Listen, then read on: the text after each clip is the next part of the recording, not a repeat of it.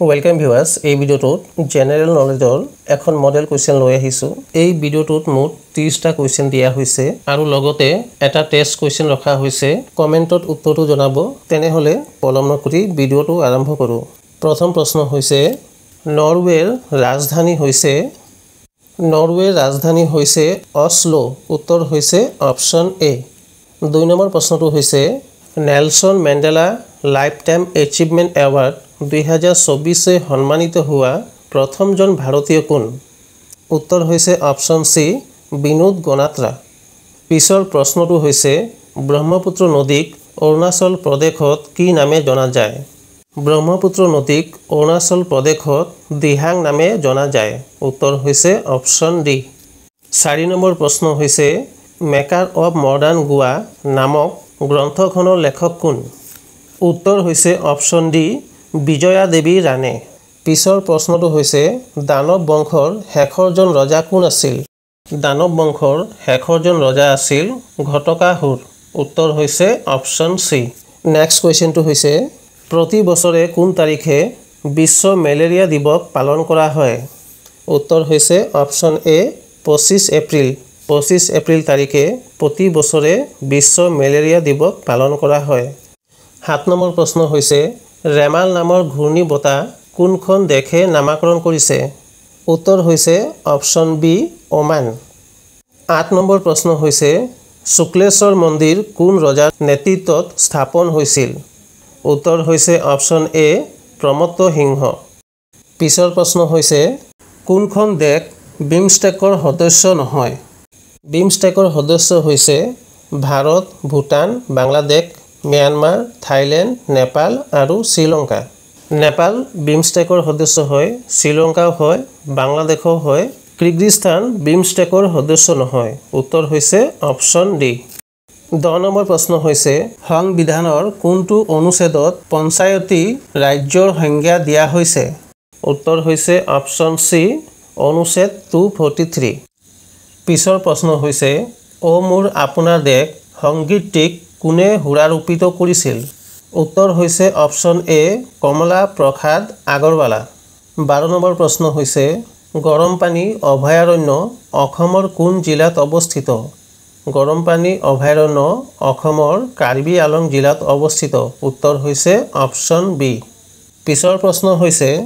অসম চৰকাৰে 2024 চনৰ বাবে কোনজনক শিল্পী বঁটা প্ৰদান কৰে উত্তৰ হৈছে অপচন বি মনালিসা হাজৰিকা পিছৰ প্ৰশ্ন হৈছে ভলিবল কোৰ্টত প্ৰতিটো পক্ষত কিমানজন খেলুৱৈ থাকে উত্তৰ হৈছে অপচন এ 6 জন 15 নম্বৰ প্ৰশ্ন হৈছে ভাৰতৰ কোনখন ৰাজ্যৰ হিমাই অসমৰ হিমা স্পৰ্শ নকৰে অসমৰ হিমাক স্পৰ্শ কৰা ভাৰতৰ ৰাজ্যকেইটা হৈছে অৰুণাচল প্ৰদেশ মেঘালয় ত্ৰিপুৰা নাগালেণ্ড মণিপুৰ মিজোৰাম আৰু পশ্চিমবংগ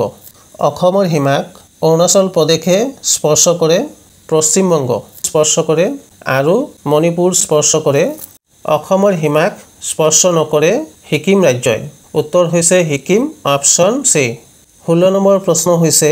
আন্তৰ্জাতিক তাৰিখ ৰেখাই সূচায় উত্তৰ হৈছে অপচন ডি 180 ডিগ্ৰী লংগিটিউড পিছৰ প্ৰশ্ন হৈছে ভাৰতৰ আটাইতকৈ দীঘল ৰাষ্ট্ৰীয় ঘাইপথ কোনটো उत्तर হৈছে অপচন বি 44 নং ৰাষ্ট্ৰীয় ঘাইপথ 18 নম্বৰ প্ৰশ্ন হৈছে ভাৰতৰ আত্মা গাঁৱতেই বাস কৰে কথাকাৰ কৈছিল ভাৰতৰ আত্মা গাঁৱতেই বাস কৰে কথাকাৰ কৈছিল মহাত্মা গান্ধীয়ে উত্তৰ হৈছে অপচন ডি পিছৰ প্ৰশ্ন হৈছে আহোম সাম্ৰাজ্যৰ অন্তিমজন স্বাধীন ৰজা কোন আছিল উত্তৰ হৈছে অপচন এ চন্দ্ৰকান্ত সিংহ পিছৰ প্ৰশ্ন হৈছে কোনটো গ্ৰহৰ পৰা হেউজিয়া পোহৰ নিৰ্গত হয় উত্তৰ হৈছে অপচন সি ইউৰেনাছ গ্ৰহৰ পৰা হেউজিয়া পোহৰ নিৰ্গত হয় 21 নম্বৰ প্ৰশ্ন হৈছে তলৰ কোনটো ভিটামিনৰ অভাৱত স্কাৰ্বি ৰোগ হয় উত্তৰ হৈছে অপচন বি ভিটামিন সি 22 নম্বৰ প্ৰশ্ন হৈছে শেহতীয়াকৈ অৱসৰ ঘোষণাকাৰী দিনেশ কাৰ্তিক কোন খেলৰ লগত জড়িত उत्तर হৈছে option D cricket Dinesh Kartik হৈছে এগৰাকী ভাৰতীয় ক্ৰিকেট প্লেয়াৰ পিছৰ প্ৰশ্ন হৈছে অসমীয়া ভাষাৰ প্ৰথম আলোচনী কোনখন উত্তৰ হৈছে অপশ্যন এ অৰুণোদয় 24 নম্বৰ প্ৰশ্ন হৈছে কাৰ শাসনকালত চীনা পৰ্যটক হিউৱেন চাং ভাৰতলৈ আহিছিল উত্তৰ হৈছে অপশ্যন বি হৰ্ষবৰ্ধনৰ শাসনকালত চীনা পৰ্যটক হিউৱেন চাং ভাৰতলৈ আহিছিল 25 নম্বৰ প্ৰশ্ন হৈছে নামঘোষা কোনে ৰচনা কৰিছিল নামঘোষা ৰচনা কৰিছিল মাধৱদেৱে উত্তৰ হৈছে অপশ্যন চি 26 নম্বৰ প্ৰশ্ন হৈছে ৰাজ তৰংগিনীৰ ৰচয়িতা কোন ৰাজ তৰংগিনীৰ ৰচয়িতা হৈছে কলহন উত্তৰ হৈছে অপশ্যন ডি পিছৰ প্ৰশ্ন হৈছে অসমৰ ৰাজ্যিক বৃক্ষ কি অসমৰ ৰাজ্যিক বৃক্ষ হৈছে হলুং উত্তৰ হৈছে অপশ্যন এ 28 নম্বৰ প্ৰশ্ন হৈছে ইটালীৰ মুদ্ৰা হৈছে ইউৰো হৈছে ইটালীৰ মুদ্ৰা উত্তৰ হৈছে অপশ্যন চি 29 নম্বৰ প্ৰশ্ন হৈছে 2024 পেৰিছ অলিম্পিকত ভাৰতীয় পুৰুষ হকী দলে কাক পৰাস্ত কৰি ব্ৰঞ্জৰ পদক লাভ কৰে উত্তৰ হৈছে অপশ্যন ডি স্পেইন 2024 পেৰিছ অলিম্পিকত ভাৰতীয় পুৰুষ হকী দলে স্পেইনক পৰাস্ত কৰি ব্ৰঞ্জৰ পদক লাভ কৰে 30 নম্বৰ প্ৰশ্ন হৈছে আৰ্য সমাজ কোনে প্ৰতিষ্ঠা কৰিছিল উত্তৰ হৈছে অপশ্যন চি স্বামী দয়ানন্দ সৰস্বতী আৰু আজিৰ ভিডিঅ'ৰ অন্তিমটোৰ প্ৰশ্নৰ উত্তৰ কমেণ্টত সকলোৱে জনাব প্ৰশ্নটো হৈছে